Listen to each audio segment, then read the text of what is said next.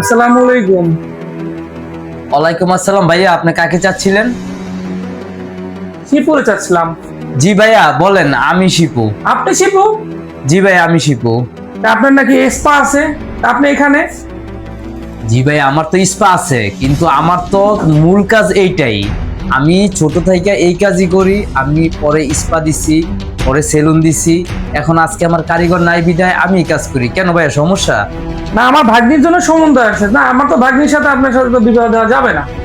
ও আপনি কি আমি আপনার তথ্য নিতে আসছি, আপনি আমার ভাগ্নি বিবাহের ক্ষেত্রে। আপনি কি ফারিয়ার মামা? হ্যাঁ হ্যাঁ হ্যাঁ। ও আসসালামু আলাইকুম মামা, বসেন। না, বসা যাবে না। তোমার তো বলছো যে স্পা আছে, এটা আছে, ওটা আছে, তুমি তো কথার কাছে মিল নাই। জি ভাইয়া আমার তো স্পা ছিল, কেন কি সমস্যা বলেন? কি আমার ভাগ্নির বিয়ে দেবে নাপিতের সাথে? না, তুমি তো বলছিলে অনেক কিছুই আছে। না, আমার ভাগ্নি তো তোমার সাথে বিবাহ দেওয়া যাবে না। না, এটা অসম্ভব। মামা একটু দাঁড়ান, একটু কথা বলা যাবে আপনার সাথে? হ্যাঁ বলেন কি? একটু সময় নেই।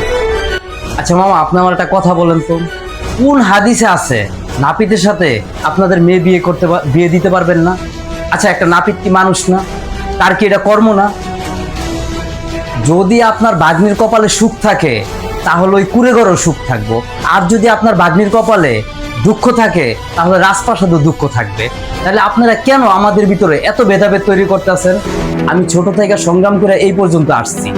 আমি কারো সুপারিশ এই পর্যন্ত আসি নাই, বা আমার বাবার টাকা আমি এখানে আসি নাই।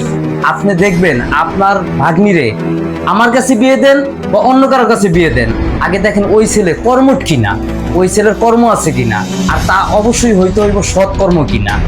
এরপর যদি আমার এত কিছু আপনাদের দেখা যদি ভালো না লাগে, দেন আপনারা অন্য জায়গায় বিয়ে দেন, আমার তো কোনো প্রবলেম। তো মামা আপনারা চিন্তা ভাবনা করে দেখেন, আমাদের কর্মটারে কখনো ছোট করে দেখেন না, কর্ম সবার উপর। আমি তো চুরি করে খাই না মামা, খাই। আসসালামু আলাইকুম, ভালো থাকবেন মামা। না, তা সম্ভব না।